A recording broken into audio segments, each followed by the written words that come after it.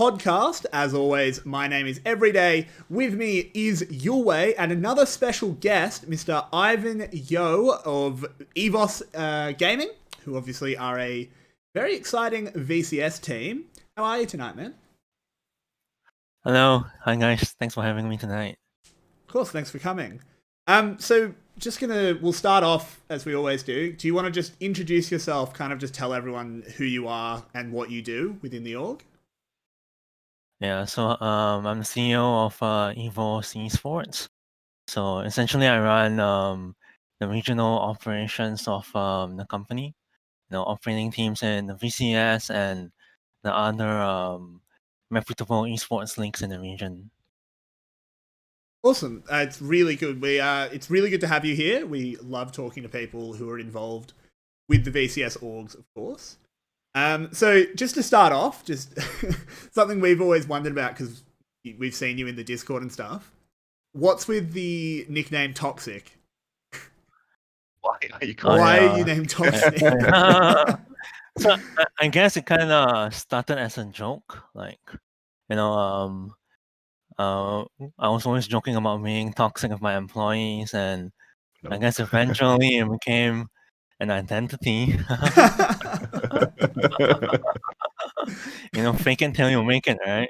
Not toxic, do it often enough, and then eventually you'll become toxic. That's really great. But yeah, we'll crack straight into it, just sort of talking about the team itself. Do you want to just kind of give us a brief rundown of sort of the history of the team for those that might know what happens on the Rift, but do you want to talk about just more broadly the history of the org and in particular the VCS side of it? Yeah, sure. So we entered VCS in mid-2017. So back then we wanted to climb the VCS league and then try to go into VCS. So our first roster included players like Stark, Ejin, Run-Up as our main players. And we entered the VCSV, and I think on the first day of VCSV, I was like, yeah, we got this. First game, who's this team? Hall of Fame? Easy. So I slept in. I woke up at 10 a.m. and I received a message from my manager, boss, we lost. So yeah, I mean, that season was like 3 months of hard work, and then on the first day of VCSV, we lost. And I guess back then, like, the team wanted to give up. But the org wasn't giving up, right? So stuck through with them, work more on it, improve the coaches, improve the coaching facilities, and fortunately for us, that setback kind of allowed us to propel us into 2018.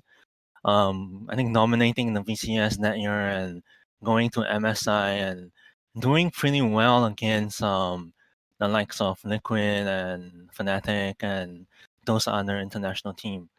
So I guess that's how EVOS started in the VCS. Started with a failure that led to success, and success being the bane of your failure eventually led to failures again. I mean, it bore fruit very quickly, though, right? Because in 2018, you already won the split in summer. So a very successful start, considering you only entered 2017. So yeah, it was a very good start. I guess I think back then we were still quite we kind of lacked the experience, right? Like when you win, you have winning problems that you face internally with the team, and when you lose, there are losing problems that you face, right? So back then when we won, we didn't really knew how to like deal with the superstar syndrome, the complacency, the changes in attitude. Everyone's just being like a money grab, it's something you learn over time. And I guess we learned and improved over the last couple of years. So like, I mean, I'll leave it to your next questions to answer the rest. But yeah, that's pretty much it. Well, yeah, I mean, that's sort of a really interesting look in, because yeah, that's a lot of success very early on in the orgs stepping into the VCS. I can sort of see why that would have a lot of growing pain. But yeah, sort of moving forward a little bit in time, you obviously had that star-studded roster. Some of those stars moved on. Some of them weren't stars yet, of course. How did you go about building the roster you've got now? It kind of has come in bits and pieces, and maybe finally has assembled into something pretty terrifying for next split. Yeah. So let me share some insights to the behind the scene issues, right? So I guess last year, you know, early last year, I think last year summer, sorry, spring, decent roster, but not so good management. So like we faced a lot of issues with players trusting the org. Because of the language culture, a lot of things get miscommunicated. So we had some issues there, and when players do not trust an org or players do not trust your manager, essentially that creates a lack of motivation to win, right? If you want to win, it's not just good players alone. You need good managers that manages the players' emotions and internal game attitude, and team chemistry, the org that supports the players to the end and provide the needs while being stern when they are stepping overboard and developing star syndrome. So I think there are a lot of pieces that comes into play in the last couple of seasons that we had to face. So going into this season, the last one, we had to revamp our management team. I needed to rebuild our reputation from the player standpoint. So I rebuilt the management team, focused on younger players and focused more towards grooming them, right? Let's face it, when you sign star players, it's a different way of like managing them. Obviously the ego is higher. It's a slightly harder to manage the team chemistry, and sometimes harder for the managers to manage the team as well. So we kind of hit the reset button, and then focus more on the younger players. So you'd say the ups and downs we've seen with EVOS from winning in 2018 spring to missing players in 2019 summer, and in between you had all kinds of placings, of course, is mostly due to the management problems and the losing trust of players instead of just players not performing. Well, I mean, if you're running a team or organization, like you can never blame the players for losing, right? Like end of the day, on the back end, whether you want to win is a subset of like what are you actually doing, right? Mhm. So if everyone has a coach and you have a coach, then obviously it's a roll of the dice on who's gonna win, right? You need to do more than what others are doing. You need to define your new meta, not just in the game, but outside of game. What are you doing differently that allows your team to get an edge over other teams, right? So I think that's the kind of So that's kind of approach that we went with this year. Instead of like focusing on signing the best players and everything, we focused on creating the company culture, the trust towards the coach, the trust towards the org and the managers, and to kind of send a message that, hey, we are not giving up yet, but for this season, we want to build a family first. We want to make you proud to be to play under this brand, and happy that you can actually grow yourself not just as a player, but also as an individual under our organization. And I think that's something we saw. Like a lot of our players when they came in, they're young kids, right? So they're kind of spoiled. But with the change in culture, with the change in management, with the change in tone and language that we use with the players, I guess over time the players started to see like, oh, actually, EVOS is there for us and has always been, looking at ways to improve ourselves, not just paying us a salary, right? It's just not for money; it's more for a career. Yeah, it makes a lot of sense to me. Looking at the roster compared to other top teams, I mean, you finished third in spring, and most of the young players in your team that have been becoming stars over the course of this split and last split, maybe, of course, started very recently, right? So 𝘀𝘀𝗰𝗋𝗀, for example, yeah, you didn't go for one of the star junglers, instead tried to develop 𝘁𝗀 more. Now he's maybe even another star jungler. I'm a big fan of 𝘁𝗀. But looking back at these moves and mostly focused on developing new talent, now you picked up one of the most established names and one of the winningest players ever in the VCS, of course, with the 𝘂𝗎s. So where did this sudden change of attitude come from? Did you realize you still wanted one star player, or does he fit your culture? What is going on there? Yeah. So like, if when the culture and the org is not fixed, meaning the foundation is shaky still, no matter how many star players you sign and how big your brand grows, eventually it'll topple. And from a business perspective, that's not a sustainable model, right? Sure, I can get all the craziest player in the league on my roster and go for a world season. But if my foundation is weak, then for sure after the world season, issues will come, and then next season is just going to be downhill again, right? Yeah, makes sense. So I think we kind of built the foundation in this season. I think players are very happy right now. And with regards to like the VCS, the issues has always been top lane, right? On a global landscape, top lane has been the hardest to find. And there are not many, right? Like you have 𝘂𝗎s, you have 𝘀𝗏 that might not be good mechanically, but he can win games, and the rest is just a tier lower. So we focus more on the top lane first, get the best player we can find.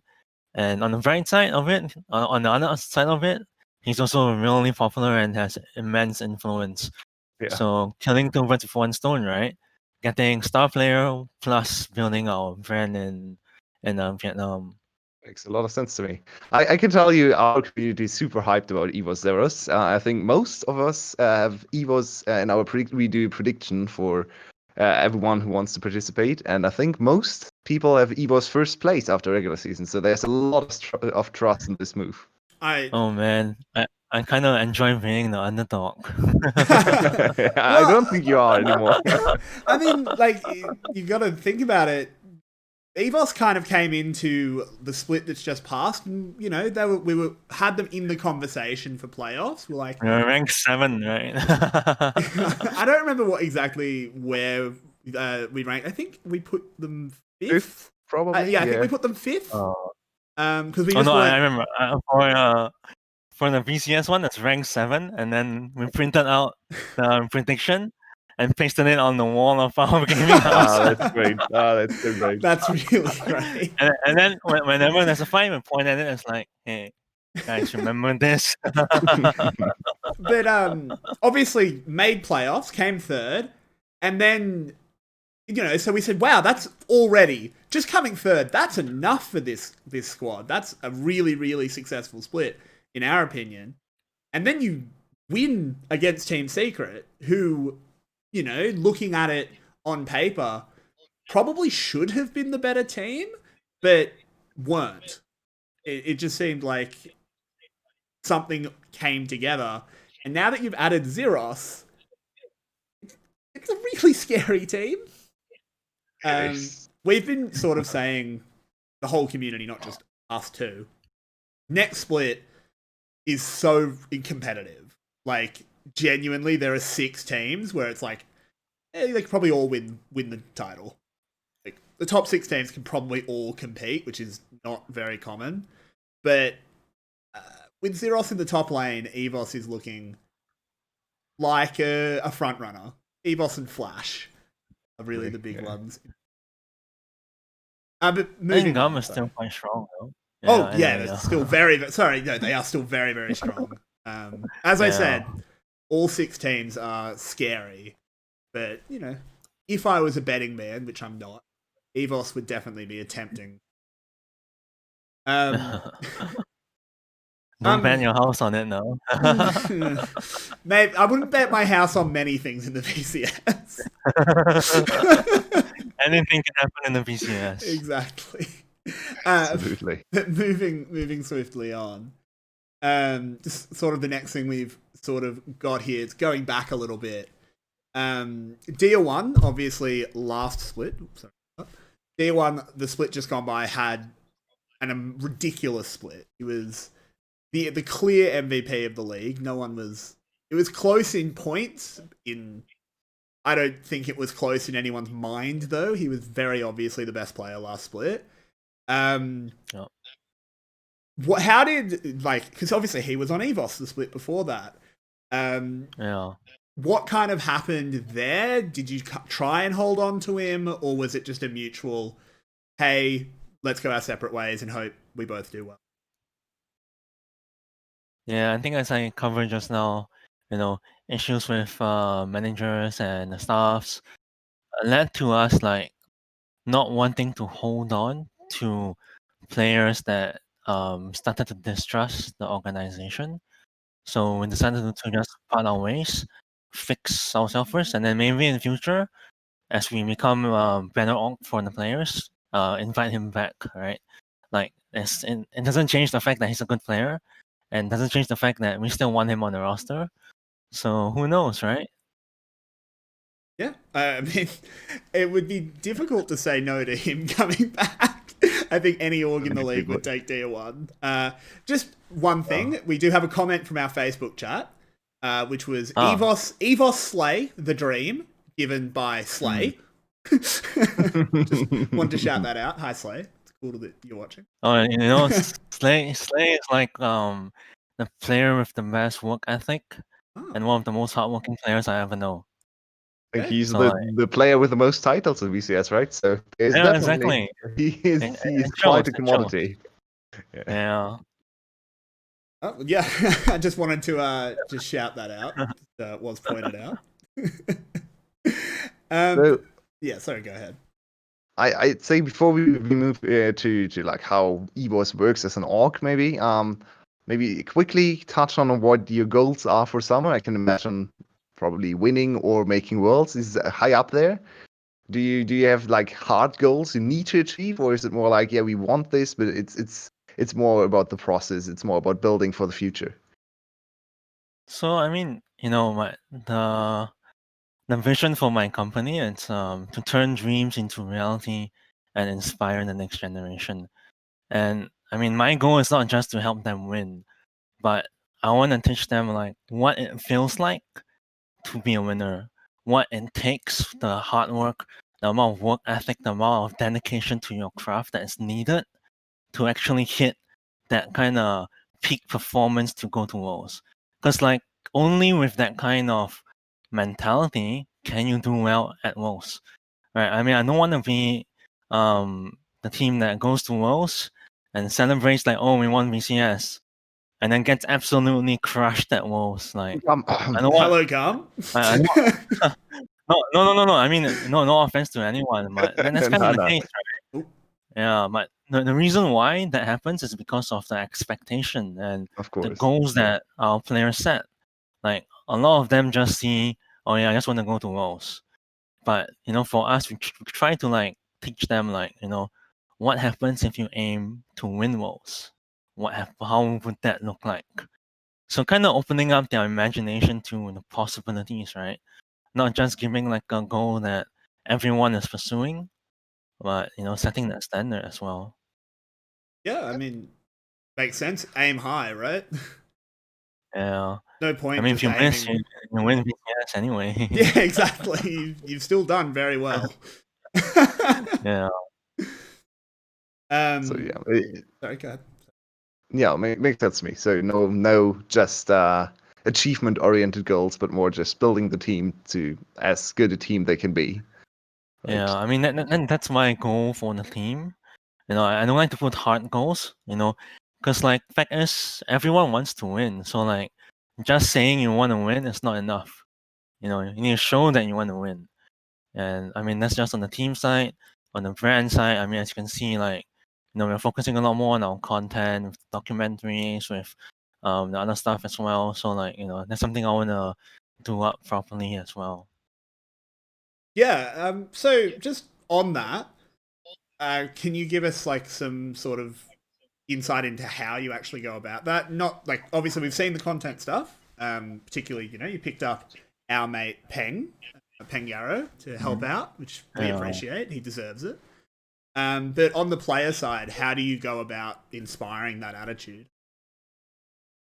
So, I mean, it's more about like the message you send on a day-to-day basis. It's not like, hey guys, we're gonna win Worlds, you know, it doesn't work that way. Yeah, of course.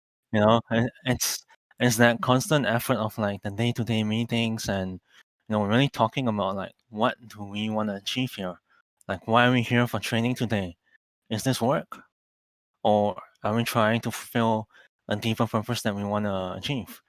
Right? And that's kind of the rhetoric that needs to be set by the team as well. You know, you can't expect young players to kind of just wake up one day and it's like, oh, I'm going to be the best.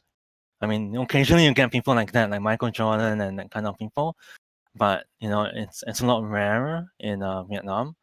So we kind of cultivate a more like a self-reflection kind of approach, whereby we ask questions that, you know, questions why are they doing what they're doing, and kind of help them develop the purpose as well, right? Yeah, that sounds very, very healthy. That potentially players could come out a lot better even after they leave EVOS. I mean, that's always the goal, right? Yeah, I mean, it's very, yeah. so many players, you know, when they retire, it's kind of like a dead end career as well. So we want to make sure that they're equipped with the skills necessary, so that if, let's say, they get tired of being a professional player, they still can excel quite well into other careers that they choose. Yeah, that's and like I think something that's interesting for not just the VCS, but not just the VCS, but particularly the VCS, is the potential for players to move to other leagues. Obviously, we had Zeros try to go to the LPL, but the 2020 happened, and he didn't have that opportunity. That sucks. Hopefully, things work out for him. But like, what's your view on VCS players? Because the average age in the VCS is really young, sort of proving themselves in Vietnam and then potentially going to the LPL, maybe the 𝘀CK or wherever. Is that sort of what you think these players' goal is, or is it to always be in Vietnam and just play out in Vietnam? Well, I would say it's more of the exception rather than the norm. So not many people aspire to go overseas. And I mean, because to do that and be successful, it's not just having good skills, right? It's about, you know, how well do you work in a team, your language, and a lot of other stuff that, you know, whether you are adaptable to new environments. I think a lot of things are in play. And that's why you only see so far one successful case, which is SOFM. And pretty much no one else has been successful overseas, right? Yeah, we finally started to see some minor regional players come in, especially into an A and even EU now with Destiny, of course, on Origin. We have 𝘀ecie, the Turkish jungler, on Gold Guardians. 𝘁𝗀𝗆𝗆. Yeah, I mean 𝘁𝗀𝗆 is from EU, right? So the EU FBI. 𝘁𝗀𝗆, I think. Yeah, FBI. So yeah, I think the future will definitely show us some Vietnamese players maybe tried in an A again, but of course the language barrier is way bigger than from 𝘂ci or something, right? So I think it still will take some time, but I think in the end, with 3 million ranked players on the Vietnam server, it's going to happen at some point. Maybe in 5 years, maybe in 3 years, who knows? But I think it's just too many players in Vietnam for it to not happen in the long run. So, sort of getting back onto EVOS, that was a bit of a tangent. So obviously, you were saying before, you set high goals, like, you know, why just win the VCS? Why not have a goal of sort of winning worlds? But a little bit more like immediate, what are the goals for next split? Is it winning the split? Like, are you going in there with the maybe expectations the wrong word, but sort of the idea that no, we are the best team in the VCS? Oh, so that's actually a mistake that most orgs make, right? Right. The moment you think you are the best team in the VCS, you probably end up second. You know, complacency. Interesting. Makes It's a sense. very dangerous word, especially for teams. It's very easy for players to be complacent, and if we don't, you know, if we don't make sure that players are always pushing themselves and not being complacent, it's very hard to win. Like it happened to us in the first VCSB we played, right? Going into that day, players were like, easy, close one eye, I'll win this shit. But first game and they lost. So Can always happen. It's sports. yeah, Yeah. in sports, it takes that winning mentality to win. Oh, I like that. I like it a that. lot too. So Sure. I maybe moving away from the team to more of the org as a whole.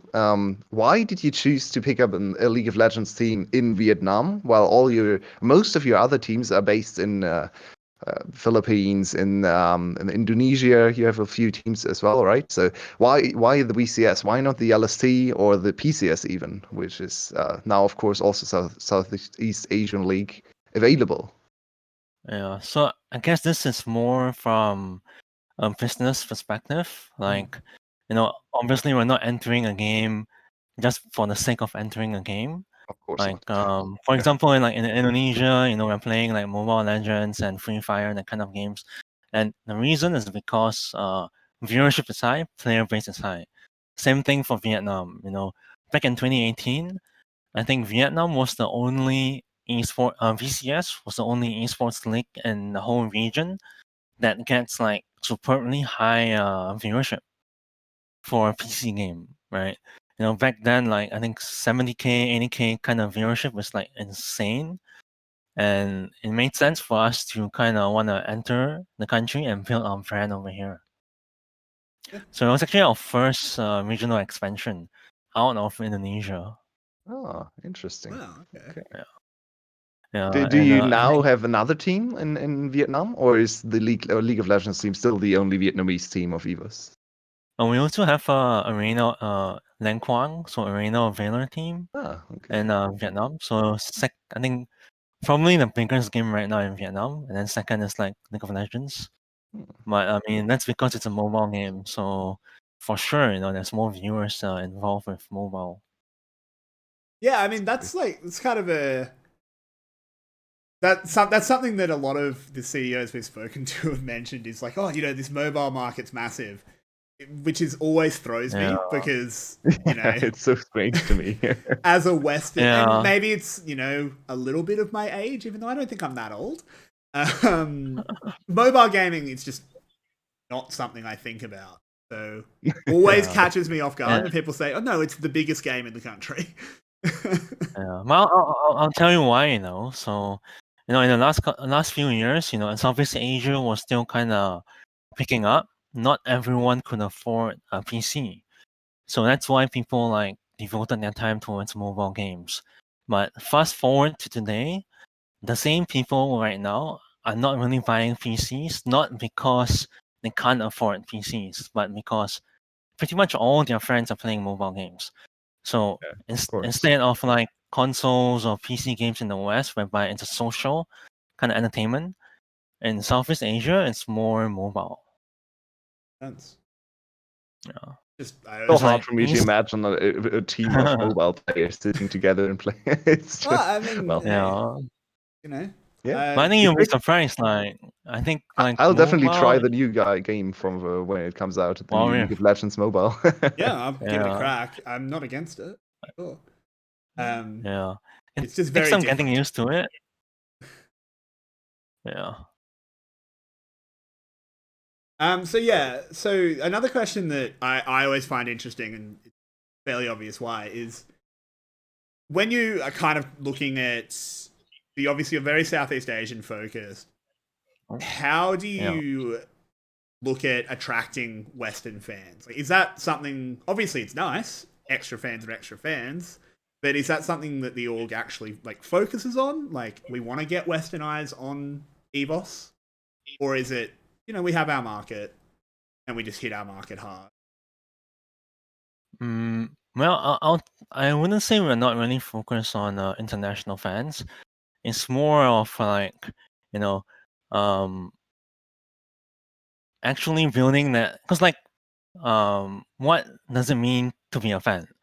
So from some people's perspective, it might be just, a number of followers, but that's not really a fan. That's just someone who follows your content. So the way I define a fan is a fanatic. So someone that goes crazy for your brand, someone that wears your jersey, takes a picture and just post it on their social media, and is so proud to just wearing that jersey. And those are the kind of fans that I want to focus on. And for me to build that kind of fan base overseas, it's a lot harder, right? Because the only way they'll be exposed to my brand is through digital platforms or digital streaming, but not so much on a real life basis. So then the offline component is super important if you want to build that fanatical fan base. Yeah, that makes sense. Yeah, that makes sense. That said, I do really like the EVOS design. So if there are ways to get jerseys outside that region, do let me know, because I'd really like one. A new design. That one is Yeah, that one sick. is fire. I like the not new one. Yeah, it's great. Really But, good. Let me tell you. Speaking of international fans, yeah, I think it was EVOS, right? With the team that suddenly came out with Japanese names on their jerseys, or Japanese Japanese on their jerseys. Why? Why did you suddenly start to do that? Oh no, this- that one was more of like we launched like a streetwear brand in Indonesia and Thailand. So it's like a collaboration with Japanese artists to launch new apparel products. So I mean, our players liked it a lot, so we flew it over and gave it to them. Yeah, I was just very surprised because I'm a Japanese major, so when I saw the Japanese on my VCS team's jerseys, I was very surprised. Yeah, I mean, like, we like to do different things that kind of stands out. I mean, some of it doesn't work, but some of it does work. So just like have fun, playing around with the brand and seeing how we can grow it. Yeah, I mean, yeah. So just sort of continuing on the brand discussion. When we sort of look in, and again, we are outsiders to the scene. Obviously, we're not Vietnamese. 𝘀cie is probably the biggest brand in the VCS, right? Team Secret is a little bit weird because obviously they're probably the biggest brand because they're massive in other games, but in terms of the VCS, I don't think they're there yet. Where do you sort of see EVOS in the hierarchy, and what are your goals on? Well, I mean, if we were talking in 2018, you would say that EVOS is the biggest brand. Yeah, So like that's the thing about VCS, right? And Vietnamese fans, no doubt you have that core group of fans that consistently follows you. But I would say like 80% of the fans are always supporting the ones that are winning the VCS, or the underdog that kind of climbs back up. So the best position to be in if you want to build a brand is either be an underdog and try to be top 4, or like, I mean, if let's say FTV gets to top 4, that's good for them, right? Yeah. People will be happy, right? Or you win the VCS. So either or. Yeah, Makes sense. And it's also about like sustainability as well, right? So the reason why 𝘀cie has a strong fan following is because of a legacy. Like they have been there from the start. And I think in terms of like professional orgs, we are probably like top 3. No, sorry, top 4 in Vietnam. So like professional orgs, I think you have 𝘀cie, EVOS, Flash, and Team Secret, maybe Severus, so like 5. The rest are pretty much just teams, right? Right. Okay, that makes sense. Yeah. I hadn't really thought of it that way. Yeah, I think this is something that I've sort of been just passively kind of thinking about. is with Team Secret coming in. Obviously, 𝘀𝘀 was removed for fairly good reason. Yeah. Um, Ouch. as Team Secret's come in, Team Secret, obviously, as I said before, it's a massive brand that's had wild success in things like Dota and Rainbow Six and all that. Has that sort of big org's entry into the scene sort of changed up how other orgs are behaving? Behaving's the wrong word. Not behaving bad. Sort of how you're looking at things, saying, well, you know, there's a really big dog on the playground now. Has that changed the landscape at all? I wouldn't say so. Like, it definitely wouldn't change my strategy much. Like, end of the day, it's just another team that you compete with in the game. Outside of game, end of the day, if you talk about, the monetization side, it's more about who creates the better product from a brand perspective. If you want to get sponsors, from a product perspective, if you want to sell merchandise, end of the day is on that area, right? Creating the better product towards the fans, the brands, and that kind of allows you to know whether you are strong or weak. So I think for Team Secret right now, I think they are good in team management. So I think John was talking about his analytics and that kind of stuff. But I would say they are still kind of weak in terms of like content and brand building. So, and that's where we kind of excel at, especially in our other countries. So I wouldn't really see it too much of a competition. In fact, I see it more as a collaboration whereby, teams coming together to create content together, to improve each other, and that's really what's needed in the VCS. In the past, it's always like me against you. I hate you, you hate me. Let's do some drama. I mean, a bit of healthy drama is fun. Yeah. But with more like international orgs, I guess it's a lot easier to like facilitate collaboration as well. Yeah, I mean that's what I want to hear. That's the exact response I was hoping you would say, because we have somewhat of a selfish desire because it would bring more eyes to us as well, but just also the idea of more people watching the VCS is a good thing, right? I am invested in the growth of the VCS, so I would love to see lots of teams working together, saying, hey, you're new to the VCS scene, here's how you make content that Vietnamese people like. That kind of thing, vice versa. Very glad to hear that you said that. Yeah, I think Vietnamese love drama, though. Everyone does, let's be real. There's quite some drama, yeah. Some of the drama in the Vietnamese scene has been very silly. TFT comps. Oh no. That was special. That was such a silly drama. So in terms of how your team is living right now, do you still follow the old kind of old but also still very much valid gaming house structure, or do you go to offices? I always like to hear from the teams, because of course they're conflicting things. Western teams talk about, like most NA teams I think have moved to offices. Some EU teams have actually moved back to gaming houses. Most notably, I think it's G2. Even though they have an office, I think they live together, if I remember correctly. So always interested to hear what your org prefers, or maybe it's different in different games as well. Yeah, I guess we try to do the work and play separation, and that resulted in a lot of miscom and kind of caused that 1 year of underperformance, right? We try to be like the Western teams of like, well-structured training facilities, but it didn't really work.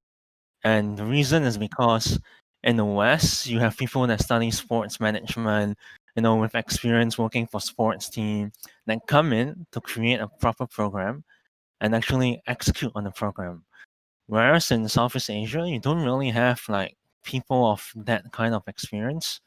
So it's a lot harder to execute a training facility model even if we want to do it, and we know it sounds cool, right? Like, oh, we launched like a training facility, woo, but it's not practical in Southeast Asia unless you can find the right people to run it.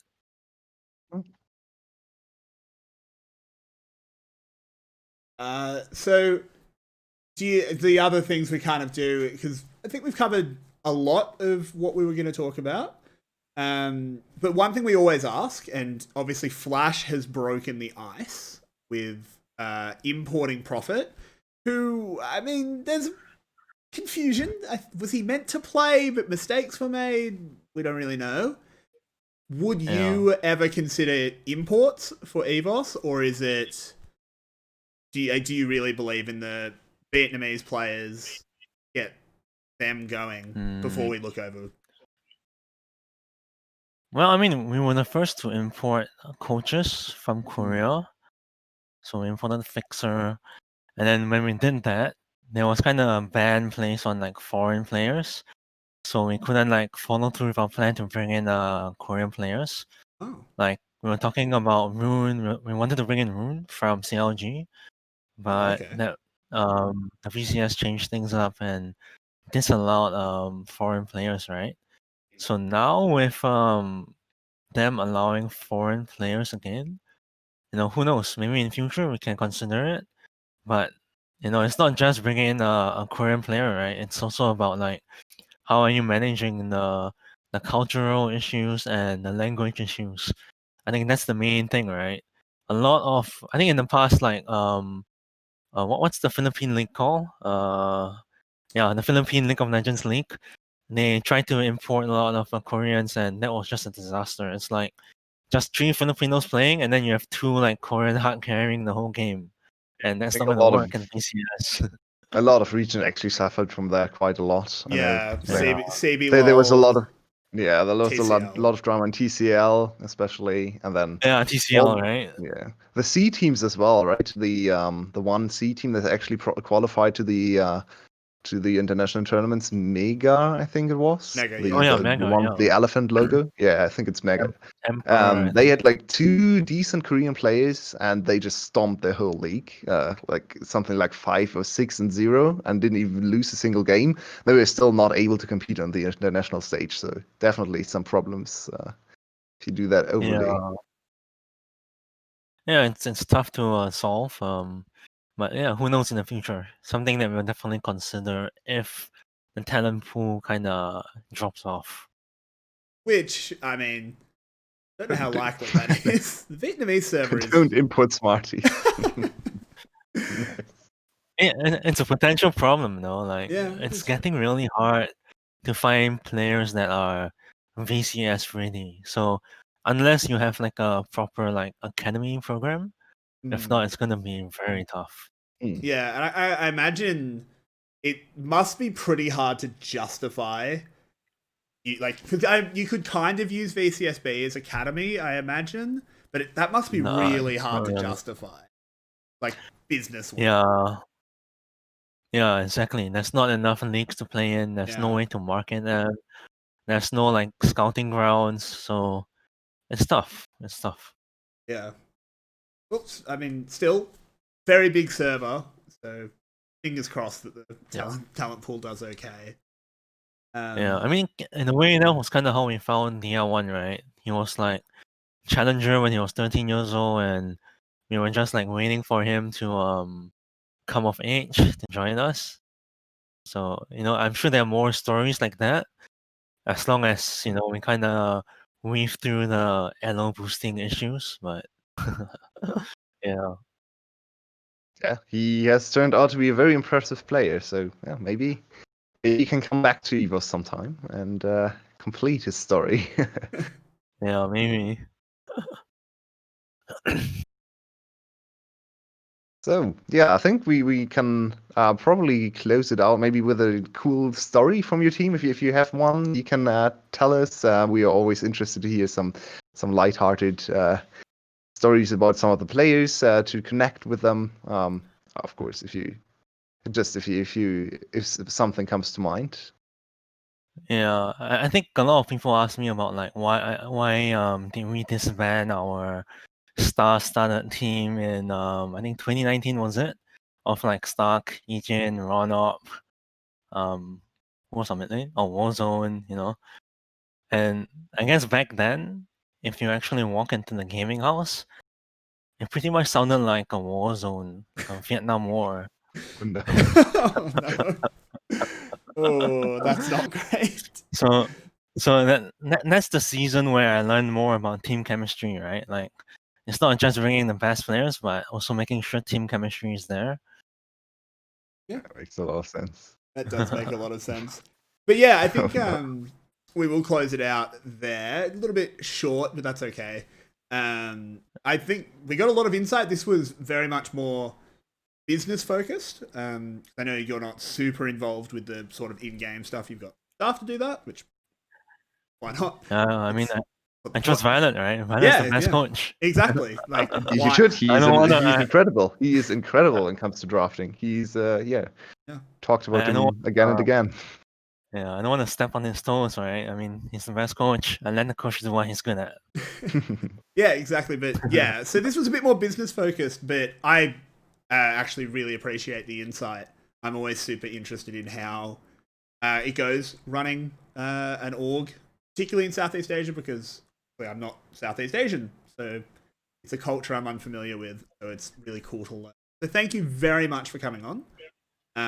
Thank you so much for having me. Yeah, of course. Anytime. You want to shout out? Yeah, do you have any like shout outs or anything you want to plug?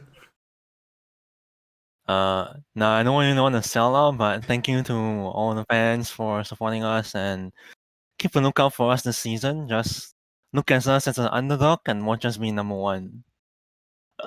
I still EVOS think number one. I definitely think it's going to be hard to look at you as an underdog, but we'll do our best to spin that narrative. But yeah, again, I'll repeat myself. Thanks so much, and thank you everyone for watching. We really appreciate it, both on Twitch and on Facebook. Feel free to like the page or follow the channel.